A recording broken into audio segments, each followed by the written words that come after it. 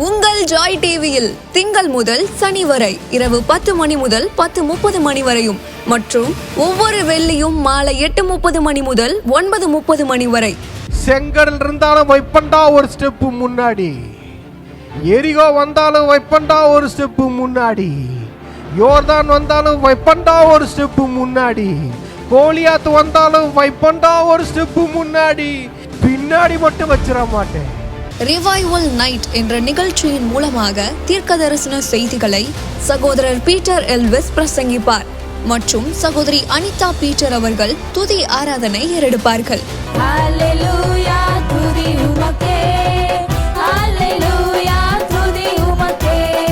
மனிதர்களின் வார்த்தையால் பாதிக்கப்பட்டது போதும், கடவுளின் வார்த்தையால் பாதிக்கப்படுவோம் வாருங்கள்.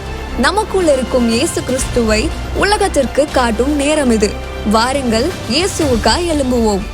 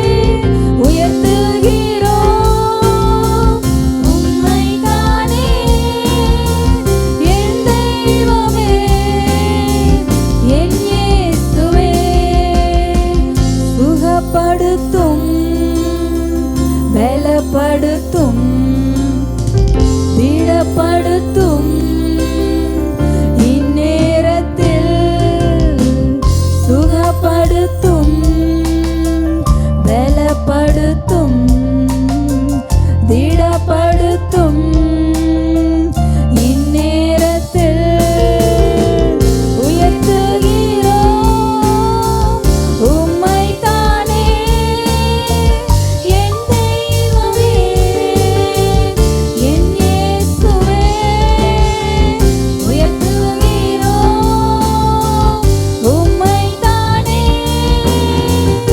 என் தெய்வமே என் இயேசுவே நேசிக்கிறேன் உம்மைத்தானே என் தெய்வமே என் இயேசுவே நேசிக்கிறேன்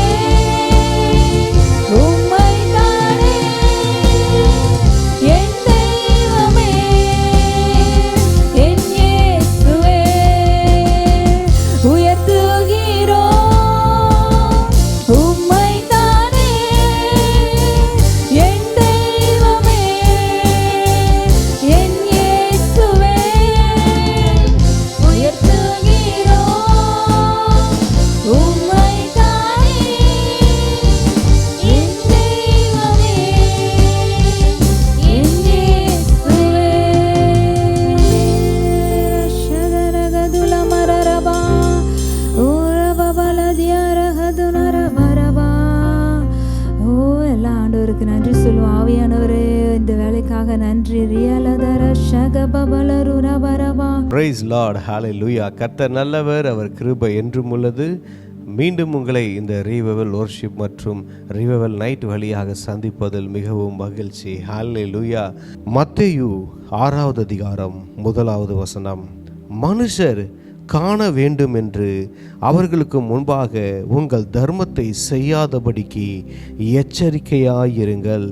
செய்தால் பரலோகத்தில் இருக்கிற உங்கள் பிதாவினிடத்தில் உங்களுக்கு பலன் இல்லை.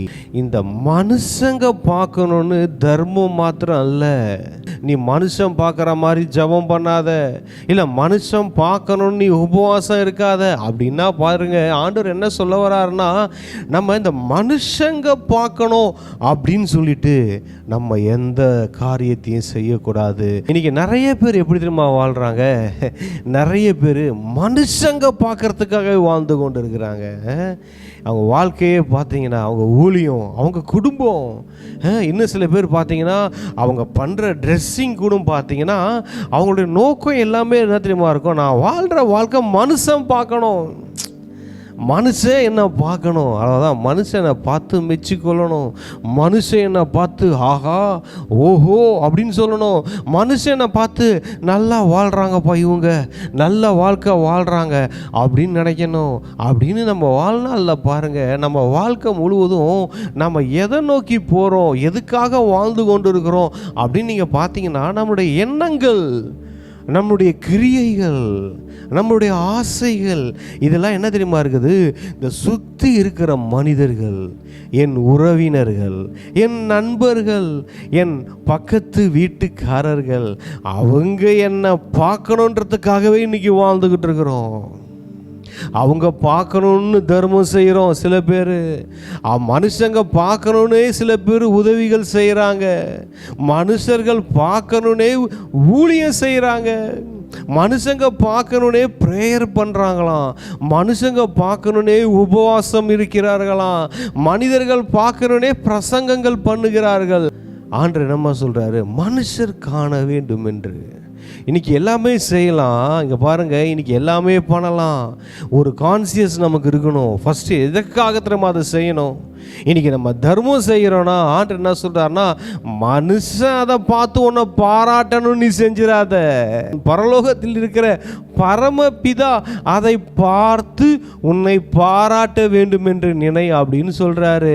இன்றைக்கி பார்த்தீங்கன்னா, இன்றைக்கி நம்ம வாழ்க்கையில் ஆண்டவருடைய பிள்ளைகளோ சரி, யாராக இருந்தாலும் சொல்கிறேன், தேவனுடைய மனிதர்களோ நிறைய பேர் நல்லா விதைச்சிருக்கிறீங்க, ஆண்டுடைய ராஜ்யத்துக்கு நிறையா கொடுத்துருக்கிறீங்க, நிறைய செஞ்சிருக்கிறீங்க, ஆனால் உங்களுக்கு பலனே இல்லை.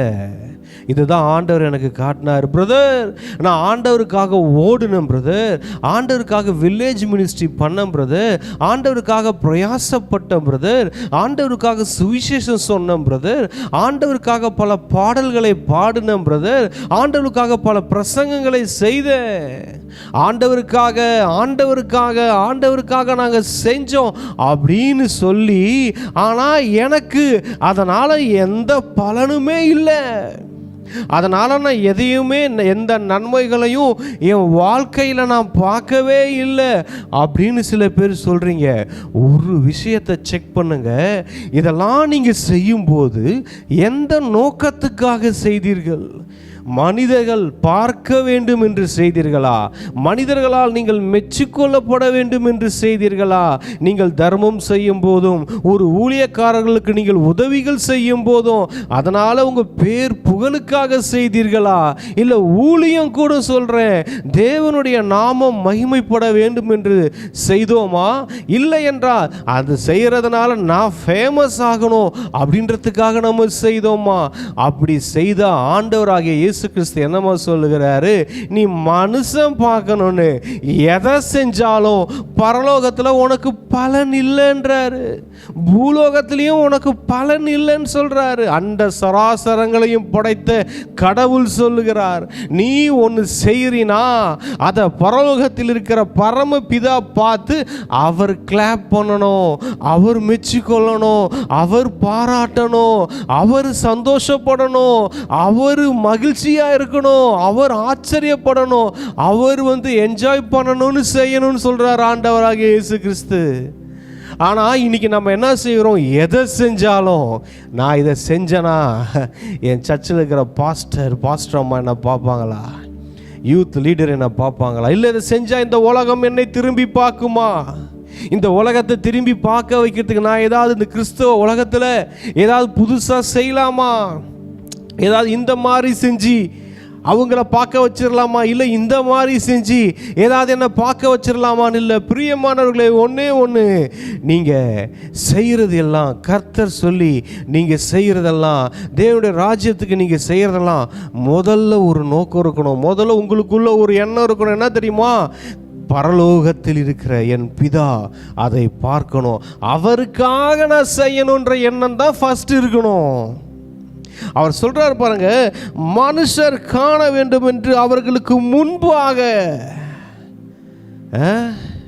மனுஷன் பார்க்கணும். இன்னைக்கு அதுதான் இன்னைக்கு நிறைய பேரோட எண்ணங்கள் என்ன தெரியுமா?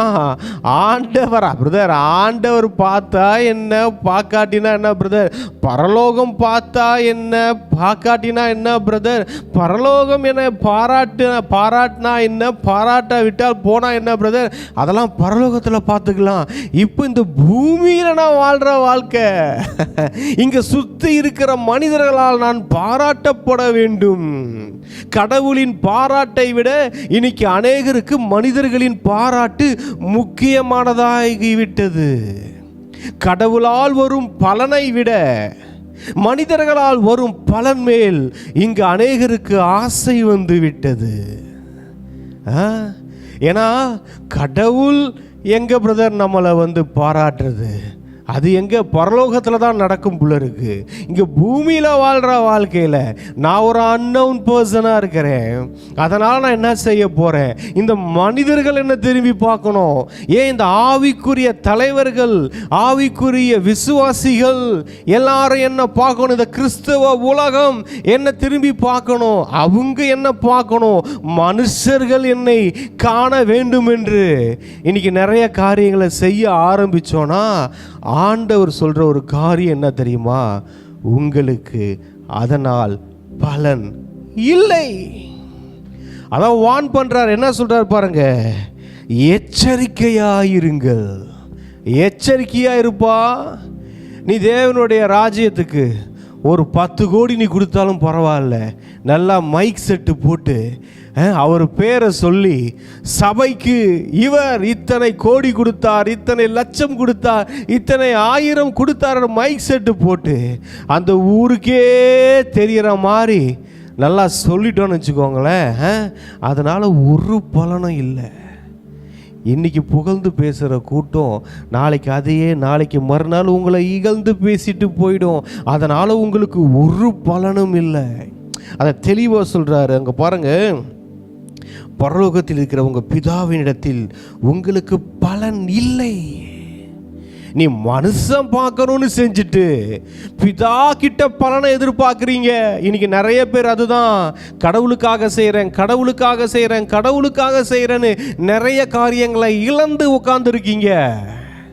நீங்கள் செஞ்சீங்க தான், ஆனால் என்னமா செஞ்சீங்க? கடவுளுக்கு தான் செஞ்சீங்க. ஆனால் கடவுள் பார்க்கணும்னு செய்யலை, அதை மனுஷன் பார்க்கணும்னு செஞ்சீங்க. என்ன ஆச்சு?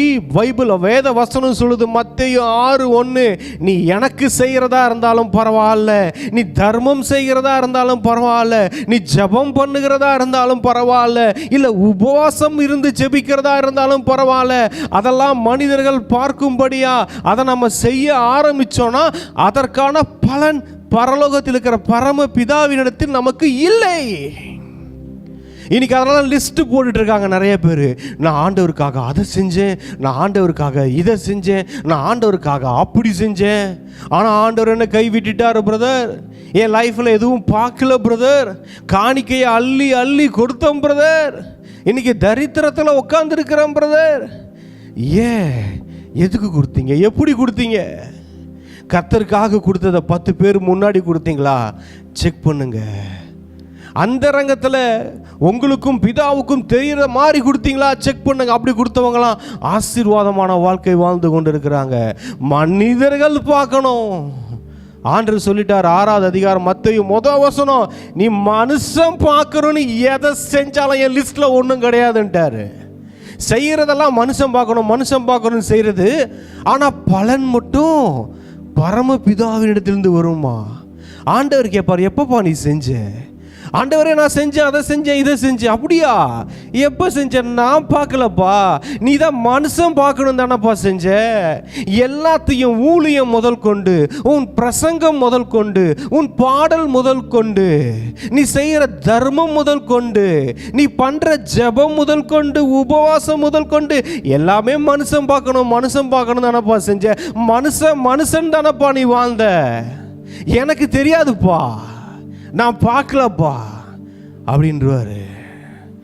பிரியமானவர்களே, இன்றைக்கி நிறைய பேர் லைஃப்பில் தான் நான் பார்க்குறேன், நிறைய பேர் லைஃப்பில் பார்க்குறேன், வாழ்கிறதெல்லாம் மனிதருக்காகவே வாழுகிறாங்க. நிறைய ஊழியக்காரர்கள் மனுஷர்களை எப்படி பிரியப்படுத்தலாம், எதை சொன்னால் இந்த சபை ஜனங்கள் சந்தோஷப்படுவாங்க, எந்த வாக்குத்தத்தத்தை சொன்னால் சந்தோஷப்படுவாங்க, எந்த சத்தியத்தை பேசினா சந்தோஷப்படுவாங்க அப்படின்னு சேஃப்டி மூட்ல இருந்து நிறைய பிரசங்கங்கள் எல்லாம் வந்துருச்சு, ஊழியங்கள்லாம். பிரியமானவர்களே, அதனால் இழந்தது விசுவாசிகள் கூட்டம்தான், விசுவாசிகள் கூட்டம்தான். ஏதோ உணர்ச்சி வசப்பட்டு கிறிஸ்தவ வாழ்க்கையை வாழ்ந்துடாதீங்க. அவரு கொடுத்தாராம்ப்பா அந்த ஊழியக்காருக்கு, அப்போ நான் கொடுக்குறேன்ப்பா போய் அந்த ஊழியக்காருக்கு, அப்படி கொடுக்காதீங்க. அவர் செஞ்சாராம்ப்பா அந்த சபை கட்டுறதுக்கு அவ்வளோ பணம் கொடுத்தாராம், ஓ அவரே கொடுத்தாரா, இப்போ நான் கொடுக்குறேன் பாரு, போய் செய்யாதீங்க, பலன் கிடையாது, ஒத்த ரூபா வராது, ஒத்த ரூபா வராது. மனுஷன் பார்க்கணுன்னு ஊழியம் செஞ்சாலும் ஊழியம் வளராது. ஏன் பிரதர், என் சபை அப்படியே இருக்குது, ஜனம் வளரலை, என் ஊழியம் வளரலை, என் பிஸ்னஸ் வளரலை, என் ஆவிக்குரிய வாழ்க்கையும் வளரலை. நம்ம தான் எல்லாமே ஜெபத்திலேருந்து உபவாசத்துலேருந்து எல்லாமே மனுஷன் தானே வாழ்ந்துக்கிட்டு இருக்கிறோம். எப்படி பிரதர் அண்ட் சிஸ்டர்ஸ் எப்படி வளரும்? அவர் அழகாக சொல்கிறாருங்க பாருங்க, 2வது வசனம், ஆகையால் நீ தர்மம் செய்யும்போது மனுஷரால் புகழப்படுவதற்கு மாயக்காரர் ஆலயங்களிலும் வீதிகளிலும் செய்வது போல உனக்கு முன்பாக தாரை ஊதுவியாதே, அவர்கள் தங்கள் பலனை அடைந்து தீர்ந்ததென்று மெய்யாகவே உங்களுக்கு சொல்லுகிறேன். மனுஷனுடைய புகழை வாங்கணுனே அதுக்காகவே வாழ்ந்துடாதீங்க. மனுஷரால புகழப்படணுனே வாழ்ந்துடாதீங்க. அதுதான் உங்கள் லைஃபோட நோக்கமாக வாழ்ந்துடாதீங்க. வசனம் சொல்லுதீங்க பாருங்க, 2 கொரிந்தியர் 10:18, தன்னைத்தான் புகழுகிறவன் உத்தமன் அல்ல, கர்த்தரால் புகழப்படுகிறவனே உத்தமன். அல்லேலூயா. தன்னைத்தான் புகழ்கிறவன் உத்தமனே இல்லைன்ட்டாங்க. பவுல் எழுதுறாரு, தன்னைத்தானே புகழ்ந்துகிறவன் அவன் உத்தமன் இல்லைப்பா. தன்னை எல்லாரும் புகழணும்னு அவர் சொல்கிறா பாரு. மனுஷரால் புகழப்படுறது, மனுஷன் ஆஹா ஓஹோன்னு பாராட்டுற, மனிதர்களின் பாராட்ட வாங்குகிறவன் உத்தமன் அல்ல. இங்க பாருங்க, கர்த்தரிடத்திலிருந்து புகழப்படணும். அவர் சொல்லணும், நல்லது உண்மையும் உத்தமமான ஊழியக்காரனே உன் சந்தோஷத்துக்குள் பிரவேசின்னு அவர் மெச்சிக்கொள்ளணும், அவர் பாராட்டணும். மனிதர்கள் இன்னைக்கு நம்மளை உயர்த்துவார்கள், நாளைக்கு நம்மை தாழ்த்துவார்கள். அது யாராக இருந்தாலும் சொல்கிறேன், உங்களுடைய ரொம்ப க்ளோஸ் சர்க்கிளாக இருக்கலாம். இன்னைக்கு உங்களை ஆஹா ஓஹோன்னு வாங்க, நாளைக்கு உங்களை கீழே போட்டு மிதிச்சுட்டு போயிடுவாங்க. பிரியமானவர்களே, மனிதர்களை எதிலையும் நம்பிடாதீங்க. மனுஷர்களுக்காகவே கூட ஊழியம் செஞ்சிடாதீங்க. பரலோகத்தில் உங்களுக்கு கொடுக்கப்பட்ட ப்ராஜெக்ட் என்னவோ அதை நோக்கி நீங்க பயணம் செய்யுங்க. ஆண்டவராகிய இயேசு கிறிஸ்து பாருங்க, எந்த இடத்துலையும் மனுஷர்களை பிரியப்படுத்தணுன்னே வாழாம வாழ்ந்துட்டு போனார் அவர். பிரியமானவர்களே, யாரால் நாம் புகழப்பட வேண்டும்? பரலோகம் நம்மை புகழணும். பரலோகத்தில் இருக்கிற தூதர்கள் நம்ம புகழணும். நம்ம பரம பிதாவை பார்த்து சொல்லணும், ஃபாதர் இவர் நல்லா வாழ்ந்துக்கிட்டு இருக்கிறாரு, இந்த சபை போதகர் தங்களுடைய ஆடுகளை நல்லா மேய்த்து கொண்டு இருக்கிறார், இவர் நல்ல சரியான சத்தியத்தை பேசி கொண்டு இருக்கிறார், இவர் நல்லா ஆராதனை செய்து கொண்டிருக்கிறார். பூமியில் இருக்கிற உம்முடைய பிள்ளைகளில், தேவனுடைய ஊழியக்காரர்களில் இவர்கள்லாம் நல்லா ஊழியம் செய்து கொண்டிருக்கிறார்கள். அவங்களாம் மனுஷனை பார்க்கணுன்னு வாழலை, நீங்கள் பார்க்குறீங்கன்னு வாழ்ந்துக்கிட்டு இருக்கிறாங்க. எப்பயும் எந்த கான்சியஸ் இருக்கணும்? மனுஷர், அதாவது பாருங்க, மனுஷன் காண வேண்டும்னே நம்ம வாழ ஆரம்பித்தோன்னா நம்ம காண்றதெல்லாம் வேற மாதிரி ஆகிடும். நல்லா உணர்ந்து கொள்ளுங்க. இப்போ நான் இருக்கிறேன், இப்போ நான் பிரசங்கம் பண்ணிட்டு இருக்கேன், இப்போ மனுஷங்களை என்ன நான் அட்ராக்ட் பண்ணணும், மனுஷங்க என்ன பார்க்கணும் அப்படின்னா என் பார்வை மாறிடும், நான் வேற ஒன்றா பார்க்க ஆரம்பிச்சிருவேன். பிரியமானவர்களே, இதே தான், நான் கடவுள் என்னை பார்க்க வேண்டும், அண்ட சராசரங்களை படைத்தவர் என்னை பார்க்க வேணும்னு அப்படி எனக்குள்ள ஒரு எண்ணம் வந்துச்சுன்னா நான் பார்க்கறது மாறிடும். பிரியமானவர்களே, அதான் சொல்றாரு, நீயோ 3வது வசனம், நீயோ தர்மம் செய்யும் போது உன் தர்மம் அந்தரங்கமாக இருப்பதற்கு உன் வலது கை செய்கிறதை உன் இடது கை அறியாதிருக்க கடவுது. அப்பொழுது அந்தரங்கத்தில் பார்க்கிற உன் பிதா தாமே உனக்கு வெளியரங்கமாய் பலனளிப்பார். ஹல்லேலூயா. கடவுளின் பலன் வருகிறது நிறைய பேரோட வாழ்க்கையில். பிரியமானவர்களே, இது வரைக்கும் மனுஷன் பார்க்கணுன்னே வாழ்ந்தது போதும். என் இயேசு பார்க்கிறார், என் பரம பிதா பார்க்கிறார், பரிசுத்த ஆவியான தெய்வம் பார்க்கிறார், பரலோகமே என்னை பார்த்து கொண்டிருக்கிறது. அவங்க என்ன எப்பயும் பார்த்துக்கிட்டே இருக்கணும், அவங்க என்ன புகழ்ந்து கொண்டே இருக்கணும்னு வாழ்கிற வாழ்க்கை இருக்கு பார்த்தீங்களா? அதுதான் உண்மையாலுமே மனிதர்களை ஆசீர்வதிக்கும், உண்மையாலுமே அவர்களை தொடர்ந்து நம்மளை பார்க்க வைக்கும். ஏதோ ஒரு மேஜிக் பண்ணி அவங்கள பார்க்க வைக்கலாம்னு நினச்சா கொஞ்ச நாள் பார்ப்பாங்க, கொஞ்ச நாள் கழித்து அவங்க வேற ஒன்றை பார்ப்பாங்க. இந்த கர்த்தர் சொல்கிறத கூட என்னமா செஞ்சிடறாங்க, கர்த்தர் சொல்லியிருக்கிறாரு, கர்த்தர் பேசியிருக்கிறாரு, ஓகே, ஆனால் அதை செய்யும் போது என்ன ஆயிடுதுன்னா மனுஷன் பார்க்கணுன்னு செஞ்சிடறோம். அதுதான் பிரச்சனை. கர்த்தர் தான் பேசுகிறாரு, தேவனுடைய வார்த்தைகள் தான் வருகிறது, அந்த ஊழியத்தை எடுத்து நம்ம செய்யும் போது என்ன ஆகிடுது, அதை கொண்டு போய் நம்ம சேர்க்கும் போது என்ன ஆயிடுது, அந்த இடத்துல நம்ம மிஸ்டேக் பண்ணுறோம் பாருங்க. மனுஷங்க பார்க்கணும், மனுஷங்களால் புகழப்படணும், மனுஷங்களால் மெச்சிக்கொள்ளப்படணும் அப்படின்னு நம்ம நினச்சி நம்ம மாம்சத்தில் எடுத்து செய்கிறோம் பார்த்தீங்களா, அங்கே தான் நம்ம ஃபெயிலியர் ஆகிறோம். பிரியமானவர்களே, ஆரம்பம் முதல் முடிவு வரை முழுவதும் என்னை படைத்தவர் என்னை பார்க்கிறார், என்னை அழைத்தவர் என்னை பார்க்கிறார், அவருக்காக நான் செய்யணும் அப்படின்னு நம்ம செய்யும் போது அந்த ஊழியத்தை அவர் செய்கிற மாதிரி நம்ம செய்வோம். ஹல்லேலூயா, ஹல்லேலூயா.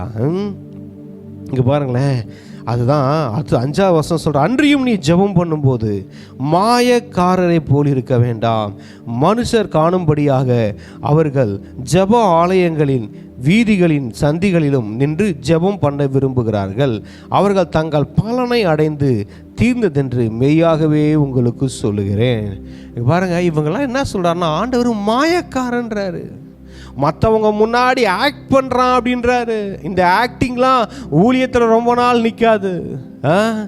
ஆக்டிங்லாம் மாயக்காரன். அவங்க முன்னாடி தர்மம் செய்கிறது, இவங்க முன்னாடி ஜெபம் பண்ணுறது, அவங்களுக்கு தெரியற மாதிரி உபவாசம் இருக்கிறது, முகத்தை அப்படியே வாடலாக வச்சுக்கிறது, இதெல்லாம் ஆண்டவர் என்ன சொல்கிறார், மாயக்காரன்றாரு. இப்போ இந்த பிரசங்கம் கூட கொஞ்சம் ஜனங்களுக்கு பிடிச்ச மாதிரி நான் பேசினா நான் ஒரு மாயக்காரன். சத்தியத்தை சத்தியத்தின்படியே சொல்கிறவனா இருந்தால் தான் நான் தேவனுக்கு உண்மையான ஊழியக்காரன். பிரியமானவர்களை, இதை ஜாக்கிரதையாக ஆண்டு சொன்னார், தர்மம் செய்யும் போதுன்றார். அடுத்தது ஜெபம் பண்ணும் போதுன்றார். ஆண்டு சொல்கிறார் பாருங்க, 6வது வசனம், நீயோ ஜெபம் பண்ணும்போது உன் அறை வீட்டுக்குள் பிரவேசித்து உன் கதவை பூட்டி அந்தரங்கத்தில் இருக்கிற உன் பிதாவை நோக்கி ஜெபம் பண்ணு, அப்பொழுது அந்தரங்கத்தில் பார்க்கிற உன் பிதா வெளியரங்கமாய் உனக்கு பலன் அளிப்பார். திரும்ப திரும்ப வருது பாருங்க, மனுஷன் பார்க்கணும்னு செய்யாம எதை செஞ்சாலும் பிதா பார்க்கணும்னு செய்யும் போது பலன் வருகிறது. ஹல்லேலூயா. பிரியமானவர்கள், அதை தான் சொன்னேன், மனுஷன் பார்க்கணுன்னே செஞ்சுக்கிட்டு இருந்தோம், அதில் பலனே கிடையாது. அது ஊழியமாக இருந்தாலும் சரி, எதாக இருந்தாலும் சரி, நீ தான தர்மம் பண்ணுறதா இருந்தாலும் சரி, ஜெபம் பண்ணுறதா இருந்தாலும் சரி, உபவாசம் பண்ணுறதா இருந்தாலும் சரி, நீங்கள் பிரசங்கம் பண்ணுறதா இருந்தாலும் சரி, மனுஷன் பார்க்கணும்னு வாழ்ந்தால் அதில் பலன் இல்லை. இன்னைக்கு நிறைய பேர் வாழ்க்கையில் பலன் இல்லை. பரமபிதாவின் பரலோகத்தின் பலன் வாழ்க்கையில் இல்லை. புலம்புறீங்க, அழுவுறீங்க, ஜெபம் பண்ணுறீங்க, உபவாசம் பண்ணுறீங்க, என் வாழ்க்கையில் பலன் இல்லை பிரதர், என் வாழ்க்கையில் பலன் இல்லைன்றீங்க. கர்த்தருக்காக நான் அதை செஞ்சேன், இதை செஞ்சேன், வானத்தை வில்லா வளைச்சேன், எல்லாம் ஓகே தான். எதற்காக செஞ்சீங்க? மனுஷன் பார்க்கணும்னு செஞ்சிட்டாங்க. மத்தேயு 6வது அதிகாரம் முழுசா இதை தான் பேசுகிறார் ஆண்டவர்.